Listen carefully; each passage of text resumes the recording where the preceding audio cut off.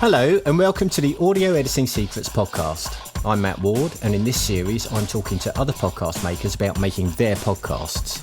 Today I'm joined by Hannah MacDonald. Hannah studied drama, performance and theatre arts at Staffordshire University. She's an actress and writer, and since 2022 she has been presenting the A Pair of Bookends podcast, which has, at the time of recording this interview, just published its 100th episode. Welcome, Hannah. Hello. It's very lovely to be here. Thank you for having me. Okay, so to start off with, tell me a little bit about your podcast. So my podcast is called A Pair of Bookends, as you said, and we've always described it as the book club that you can carry anywhere. And this podcast was started by me and my friend Lydia. I started a virtual book club in the first lockdown, and that ran for about a year and a half. And by the end of that period of time, I think everybody was a bit exhausted by Zoom, understandably so. And for the last couple of book clubs, it was just me and Lydia.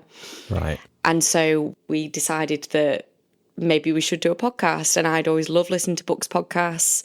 And it was said as a joke. And then we kind of just went from there, really. Oh, fantastic. There's so many podcasts that came out of lockdown. For sure. Yeah. Let's have a listen to an excerpt from your show. I was just telling Claire before we started recording how bereft I felt after finishing Same As It Ever Was. I am so sad that it's over. But how are you feeling about it coming out into the world soon? I feel good. I feel I'm still at a stage where it's very bizarre to me that people are reading my book because I spent so much time alone with it. But it's really exciting. I've been working on this book for a long time, so I'm excited to find it an audience, ideally. You have a great natural manner around the microphone, which is really listenable. Has that always come naturally to you, or do you think it's been informed by what you've learned from your studies, or is it just that after 100 episodes you feel very comfortable with what you're doing? I mean, well, first of all, thank you. That's really nice to hear. I think for sure it probably stems from my confidence as like a performer. Definitely my work as an actor probably helps me to be quite confident around the mic. But I don't know, I've always been really good with people, and I think it really helps, and I'm always kind of learning, and it's a skill, isn't it? Like you've got to kind of fine tune that, and I'm always trying to develop it. I don't know if that really answers your question. I think it does. You get to a level of comfort, I think, in front of the microphone, don't you? Yeah, for sure. And I think definitely that I've now done 100 episodes will really help, and you learn something new from every recording, and you know what you could improve on, what went well, what didn't go well. And it's always a learning opportunity with every episode that I record. So yeah, that helps. Yeah, fantastic. I've been back and listened to some of your earlier episodes when you had Lydia with you, and I've noticed that your show has it's had quite an evolution from where it was, where it was sort of pretty much a book club discussion between the two of you, to now where you're interviewing authors in almost every episode. How did that come about? And was it a natural evolution, or is it something you set out to achieve? So, as I said, like the whole starting point of the podcast was to have this sort of book club that you can carry anywhere. We were still very much doing it for the people that we'd done the book club with. The actual book club started out as like 20 people in the very first month. So we were kind of doing it for them, the people that could never join. We were like, well, if we have a podcast, they can just kind of listen to us chatting about the books, and they can still read the books in their own time.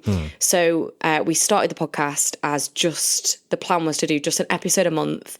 It was still going to have that book club feel. We were going to choose one book a month. We were going to deep dive into it, and then people could read along with us and hear us chat about it. Yeah. And then after that, we were like, it'd be really cool to do 2 episodes a month, and we'd do like a mini-sode, and we could chat about themes in a particular genre and have something dedicated to like a book prize or just anything like that. We wanted to have 2 episodes a month. And then we came up with the Top of Your TBR series, which was to have a guest where we asked for like 4 book recommendations from them of the 4 books that they thought everybody should have on their reading pile.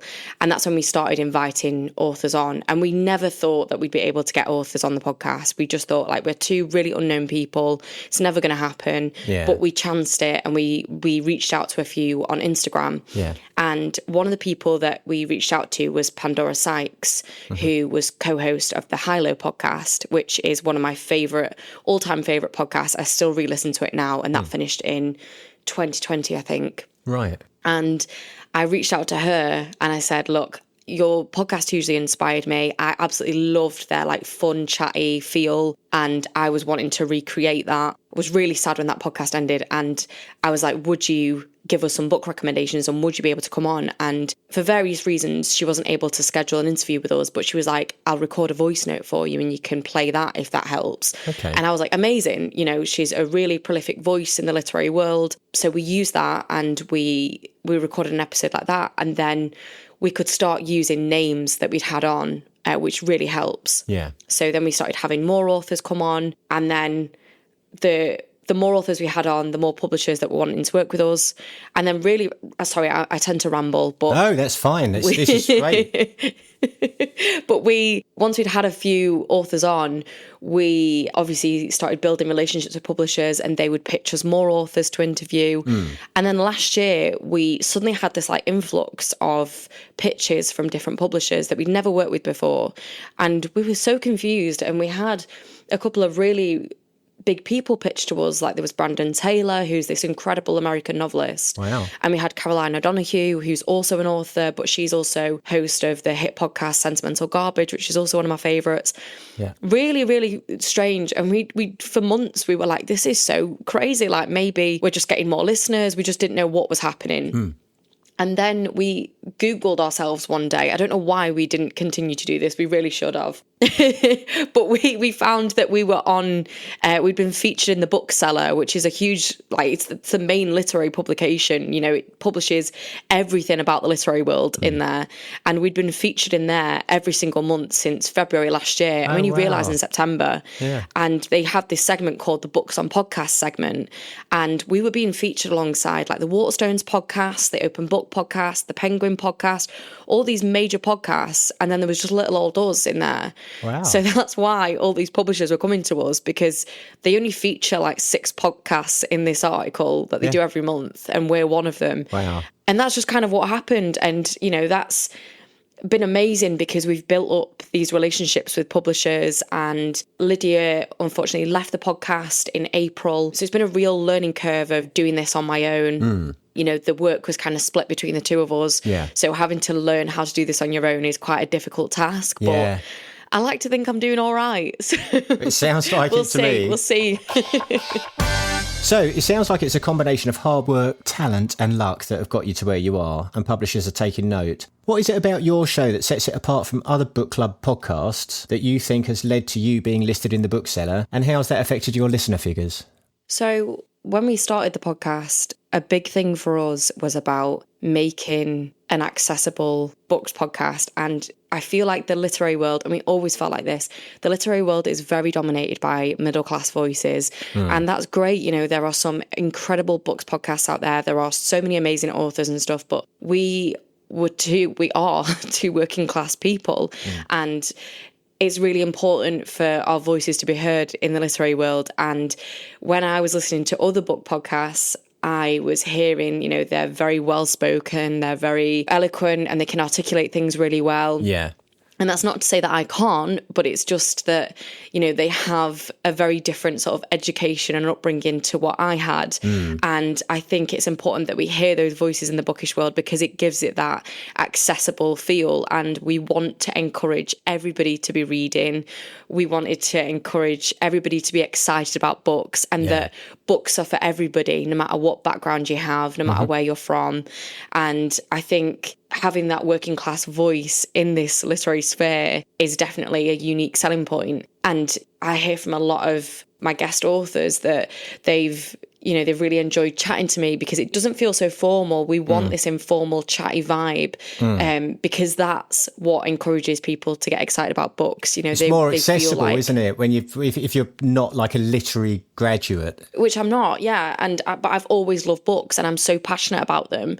So being able to bring what I've got to the literary world is important. It's different. Yeah. So yeah, I think that's the way that we've probably built our listenership on, you know, feeling like they're sat with friends chatting about books rather than they're having people talk at them about books and their themes and all the rest of it. And we do talk about those things, but in a much more fun, chatty way. They don't feel like they're so set apart from us. Yeah. And how's the publicity affected your listener figures? I think for sure the publicity with the bookseller has massively helped. And we definitely saw our figures rising off the back of that. And it's just so funny that we never thought to Google ourselves for months, because we would have found out a lot sooner. We were just like, you know, why are we getting all these pictures? Why is our listener figures gone up? We couldn't figure out how this had happened. We were like, what have we been doing differently? And then, you know, once we Googled ourselves, we were like, oh, there we go. That's what it is. So yeah, it's helped massively. And, nice. You know, it means that we have those eyes in the publishing world on us, which is really, like, it's amazing. Yeah.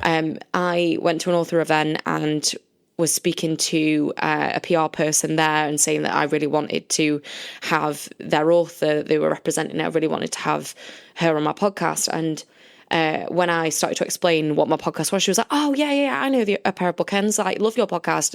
And it was just so, like, you know, it was mind-blowing to know that we were a well-known podcast, even though I know that we are now being featured in this publication. It's still, you know, mind-blowing that it started off as such a small thing and that it's grown to what it is now. It's great to find that you've got a voice in your space. And I think it also highlights that the nature of podcasts and the niche that you get into, where you'll have, well, I mean, you're not going to have any trouble going out shopping or whatever and, you know, being swamped by people asking for autographs. But in your space, you've got super fans. You've got people who have heard of you and listen to you. And, you know, once they realise who you are, they really appreciate your work. Yeah, like I said, it's mind-blowing when people know the podcast and they've heard of it, because I'm just sat in the spare room recording. So it doesn't feel like a very glamorous thing. So it's really nice that people are listening. You just kind of, it's really unexpected, but wonderful. Yeah, fantastic. So I listened to one of your recent episodes where you interviewed Kelly in her bookstore, Serenity Booksellers. How did that come about, and were you prepared for the mic bombing from customers' children? That was amazing. When they said that the bookshop was still going to be open, and they were like, is that going to be okay? Are you sure? And I was like, that's amazing. You know, that's the kind of vibe that I want is, you know, like I said, we wanted to create this accessible podcast. And I thought, what better way than being sat in an open bookshop and actually hearing the types of people, the different types of people that are buying books. So having the child run in was just perfect. Like, you couldn't have written that. It was amazing. It was brilliant. But interviewing Kelly, which she's wonderful and her bookshop is amazing. If you're based in Romilly or in Manchester, it's a gorgeous bookshop. Please go visit. But it's another thing that came about off the back of the publicity that we've had. So since we started getting really good publicity, we started being pitched things like interviewing prize winners, which was amazing. But one of the things that we've had is we've had a couple of PR companies reach out to us about various things, and one of them was that it was Independent Bookshop Week. And did we want to record something in celebration of that and record in an actual bookshop? So we were pitched a couple of different bookshops, and Serenity Booksellers is the one that we went with. And I honestly couldn't have been happier with the way that episode turned out. It was wonderful. Kelly was a great guest, and she worked in Australia in book retail and then has moved here and set up her own bookshop. So she's got such an interesting story. It's just one of those like dream guests, you know, when they've got so much to say and it's also interesting. So it was really, really great. I'm really proud of that episode. Yeah, it was a great episode. I've listened to a few, but it was I really enjoyed that one. Let's talk about your production process. So what I'm doing in this series, as far as possible, is attempting to replicate the process that my guests use to produce their own podcast. So I know that when you aren't sitting at the 3 for 2 table with your guests, you usually interview them over Zoom. So we're doing that today. Talk me through the rest of your equipment and step by step through your workflow. So, you know, I'm very nervous about this part, Matt. I do. Because as I've told you, I am not tech savvy whatsoever. So this is where my boyfriend comes in very handy. He often has to assist with all the tech stuff. He is very, very good with tech. If you could see next to me what his computer setup is, it's very different from mine. He was a streamer, so he's very good with all this stuff, and he's helped me a lot. I have the Zeal Sound USB microphone, so I feel like that's quite basic. It was a microphone that I found on Amazon and it had good reviews, so I went with that. We used to have a different setup, which is the mics that my boyfriend had because he was going to start a podcast ages ago and he had all that equipment. So when it was just me and Lydia in a room, we were using that. I couldn't tell you what those microphones were. I don't know, but they were much bigger. That's all I can tell you. It's like asking somebody what car they've got and they tell you it's a white one. I feel like that's the kind of energy I'm coming with. But yeah, I have that microphone. I obviously use Zoom. I record via Zoom. I edit in Audacity. And you record straight into Audacity from Zoom and from your microphone? Yes. Yeah, cool. Yes, we do that, and I edit via Audacity, and then obviously export as a WAV file, WAV file. I don't know how you describe that. Yeah. And then we use the hosting platform Spreaker. I don't know if that answers your question as well. Yeah, it does. Maybe some people probably no, being absolutely. like, who is this girl that you've got on? But... So as I said in my question, we're recording over Zoom, which is how you usually record. There are a few things to say about Zoom. Over the last few years, the sound quality does seem to have improved. It seems to be a full bandwidth of sound now, but there are still some issues with it. It can sometimes, if another contributor starts talking, it can cut out the feed of the voice for the person listening. So that can affect the recording that you're making from Zoom. The other thing is the sound is compressed, it's data compressed. And that's why I've asked you to record at your end so that you can send me the file. I'm still recording your Zoom feed into my software at this end, but I will be lining up your original recording because that will be uncompressed, what you're recording into Audacity. So I'll line that up to the Zoom audio, which I'll use as guide audio in my software. But that will be uncompressed. It won't have artifacts of compression. It won't have the inherent EQ that comes with that. And it won't have any of the dropouts that you get while recording through Zoom. Tell me a bit about how much prep you do for each episode. I mean, it sounds like early on, as you were doing one a month and then one every 2 weeks, you're kind of increasing your workload in reading the books. But then in terms of actually sort of constructing your questions for your authors, do you work to a template or do you have go-to questions that you have for each guest, or does it just depend on what you feel like on the day? So, yeah, we did start out as 1 and then 2 episodes a month, and now that's spiraled into weekly episodes, sometimes 2 a week because I have too many, but I can't say no to some amazing guests. So yeah, I tend to read their books beforehand and then I'll set out a few questions. So I always write out the intro that I'll have for each episode. I have now a standard intro that I will just slot in the edit, but it used to be that we would say the intro on the episode. Right. But now because it's just me, it just feels like a pointless thing. So I slot in the intro, and then I will have an intro for each episode. I'll talk about the author and a little bit about their background, introduce them. The only questions that have always stayed the same is that the first question we ask is what they're currently reading, what the guest is currently reading. And we now have a debut spotlight series, which is to spotlight debut authors. So their question will, after what they're currently reading, we will then ask what their journey has been like in having their debut novel published. And then we'll basically just get into questions about the book. So it'll just be specific things that have stuck out to me when reading. So it can be themes, characters, scenes in the book, the writing process. It can be kind of anything around those topics. Right. Then usually they'll say something that's far more interesting than questions that I've written down, and I will kind of jump on those and ask questions in the moment. Yeah. So you know, I do prepare beforehand, but I like it to have this chatty, informal vibe. And I think the only way that you can do that is by having a conversation and really listening to your guests and sort of asking questions off the back of what they say. Yeah. So that's, you know, how it tends to go. And then at the very end, we usually ask for a recommendation, and that's how we round the episode off. Right. And then it's just, you know, asking for social media handles, all the boring stuff that you need to have to promote them. Yeah, then we round it off and say goodbye. Yeah. I mean, that's a script. That's a way to script conversation. It sounds excellent. It's exactly what I would do. In the production of your show, what do you find are the easy parts and what do you find requires more effort? I think for sure the conversation is the easiest thing. The actual doing the episode is potentially the easiest thing about it. You know, it is just sitting down with somebody that I admire and their work that I admire and getting to chat about books, which is the dream for me. That comes very easily to me. I would say the harder things are definitely the tech side, which I've already told you about. I struggle if there's any issues tech-wise. I go into panic mode.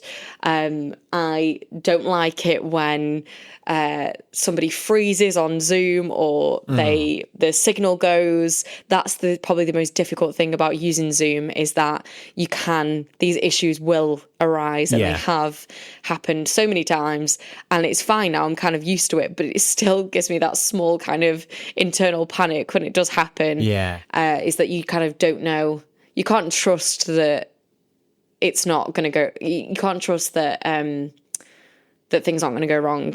No. Is that worded right? I don't know. Yes. No, that was right. Yes, that was right. I feel like you can't always rely on technology. Yeah. I wish you could, but you can't. And especially with Zoom, you know, you don't know what room that person's in. You don't know what could happen in terms of signal, and anything can go wrong, basically. No, exactly. I mean, also their technical setup at their end. I've done an interview with somebody who forgot to plug in the USB microphone, or forgot to select the right microphone in Audacity, and it ends up coming through the wrong microphone in their computer, and you have to rely on their technical ability as well. But the technology does fall down too once in a while. This is why I ask you to run a backup copy at your end too while we're recording. Is there anything that you want to ask me that I might be able to help you with? Oh, 100%. I don't know if you've got all day, Matt, but we might be here for some time. No, that's absolutely fine. I was actually listening to your episode with Michelle and Joseph, who do the Greens and Blacks podcast. Greens versus Blacks, yeah. Amazing podcast. They're great people. I love also the Novel Thoughts podcast. And they were speaking about mic placement, which is definitely something that I didn't understand before listening to that. I have my mic directly below me. Okay. And I can see yours is at the side of you. So I don't know if I need to shift that. And I also wanted to ask about soundproofing as well, because that's something I'm not familiar with. Sure. No, I can cover both of those. Directly below you is good, actually. I prefer to the side myself, just because of sort of exhalations through the nose and so on. But actually, the worst place to have it is directly in front of you. That's absolutely the worst place to have it, because it will catch a lot of P's and so on. I've covered this in many other episodes. Having it below you is good too. You can see actually on the DOAC podcast, Stephen Bartlett always has the microphone down there, and the guest's microphone is always below them as well. And it is a good placement. The other thing you were asking about was soundproofing, wasn't it?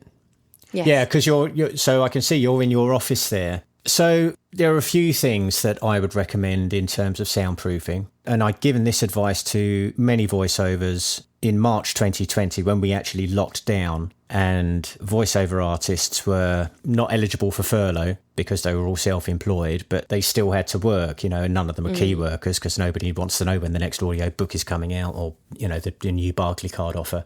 So they had to be able to work from home. And the advice that I gave them was to soften your room with fabric. So, in fact, many of the voiceovers I had set up, it's more difficult for you to do with a camera, I think, on your computer. But I had a lot of them sort of setting their microphone up just in front of their wardrobe with the doors open, so that the reflections of sound would be caught in that clothing and would not bounce back off a wall to the microphone. Other important things are kind of getting nice and close on the mic, so that the ratio between the primary signal from your voice and what bounces back from the walls, the reverb, is greater. So it is more of the primary signal. Then you can turn your gain down on your microphone, and as the gain gets turned down, the reflections get turned down. Simple things like being in a room that has a sofa, a bed and duvet and soft furniture, things that actually absorb sound. If you've ever moved home and you've noticed how the sound changes the moment you bring a sofa into the room, because it's just got something to soak up the sound. So sofas are really good at preventing reflections from the walls. I actually hadn't realised that, but it makes so much sense now you said that. to that wall that's just to the right of you, I would put you can get acoustic foam panels. They're about a foot square and they probably cost, I don't know, £3 or £4 each. I think you can get a huge box of them, like about 40 of them and they have a huge amount of coverage. And one of the things that I recommend to people if they're going to use these panels to soundproof their room is if you sit in front of the microphone exactly where you would ordinarily sit while you're recording, and then get somebody else to run a mirror flat along the wall so that you can see in the mirror. Now, every time you see the microphone come into view in that mirror, put an acoustic panel there, because that is the way that light moves would be the same way that sound bounces as well. So if you can see the microphone there, that's going to be a primary reflection in the microphone from that point on the wall. So that's where you put a panel. And then surround that panel, if you've got enough panels to surround it, and cover it with a canvas. Nobody needs to know that there's a sound absorbing panel behind that painting, but the sound will travel through the fabric of the canvas and get soaked up by that panel in there. That's really helpful. Good. One of the things that I advise if people are setting up in an office is, maybe sort of taking a coat stand with 5 or 6 coats on it will absorb a lot of sound, particularly if they're like woolen coats. I think I'd always had it in mind that it was like having to buy really expensive stuff in order to do that. So it's really nice to know that it's actually really accessible for me. Yeah. Because the really important thing for me was like wanting to keep costs down. I can't afford a lot. Yeah. So actually knowing that you can use really basic things and like it's much cheaper than I expected. So that's really good to know. Yeah, you can set up a temporary makeshift studio in like half an hour really with stuff that you can find around the house. I mean, there are 3 elements to building a studio. So there's isolation. That would be the expensive one to deal with. What I've just been talking about is insulation, and that's what stops the sound bouncing around. The isolation is the expensive part, because if you were building an actual studio, that would involve building a room within a room and isolating sounds from outside of the studio from coming in. But it sounds like your room is pretty quiet anyway. A lot of these studios are built in busy office environments. There'd be phones going, there'd be people walking in and out of reception, you have guests coming in and out, people chatting. So it does need to be an isolated space. But if you're in your home and you're doing a recording at home, and basically you just have to close the windows and make sure that the tumble dryer is turned off, and, hopefully do it when the dog's asleep. We live in quite a quiet area, so that definitely helps. And this room is at the back of the house, so I think that's good. The only issue that we can sometimes have is I've got 2 cats, right, and they like to scratch at the door, right, and they get very annoyed that I've locked them out. So that's the only kind of issue that can happen with the sound. Is there anything else that you need help with? Yeah, I am not great with tech stuff, as you know, but I noticed specifically in the Serenity Booksellers episode that our voices kind of, I don't know what the right terminology is, so forgive me. I noticed that our voices were much quieter when I was editing. I don't know how you'd phrase that, so maybe you can help with that, but I wouldn't know how to sort of change that. I know that there's stuff on Audacity about like amplifying and there's like loudness normalization, but a lot of these terms I don't really understand, so I don't know if you can help with that. Yeah, okay, so I can give you some guidance on that. When we finish recording today, we'll jump on a group call. I'll just say for the listeners that all of these kind of things are covered in the Audio Editing Secrets training course, which you can find out more about at audioeditingsecrets.com. In short, in Audacity, if you had your introduction part on one track and then your interview part, even though it's still your voice, on another track, right, in the track control column, which is to the left of the editing recording screen, there is a sort of volume level gain slider for each individual track, and you can just push up the level of the track that you need to without affecting the introduction, for instance. And then there are also, like you said, there are tools like normalization. In fact, on the left-hand side of your Audacity screen, you have your effects rack, Okay. again, which you can access through each individual track, and you can add dynamics like normalization, Yeah. you can add compression, you can add EQ, and that will help you bring each track in line with each other. If you send me that Audacity session after we finish recording, then I will run through all of that with you. Amazing. Best of luck with the podcast, Hannah. It sounds like it's going brilliantly for you, and thank you so much for talking to me today. No, thank you so much for having me and for giving me your tech expertise because, as you know, I was very nervous about that. So thank you for being so lovely about everything. No, I love it. I love it. And you can listen to not just the Serenity Bookstore episode, but all of the episodes of Hannah MacDonald and our guests in the A Pair of Bookends podcast, which is available wherever you get your podcasts. Thank you for listening to this episode of the Audio Editing Secrets podcast. If you're interested in making a podcast or you want to know how to improve your podcasting game, head over to audioeditingsecrets.com and find out how. And you can follow us on socials. We're on Instagram, Facebook and YouTube with the handle Audio Editing Secrets, and on X with the handle Audio Editing SX. I'm Matt Ward, and join me in the next episode where I'll be talking to another podcast maker.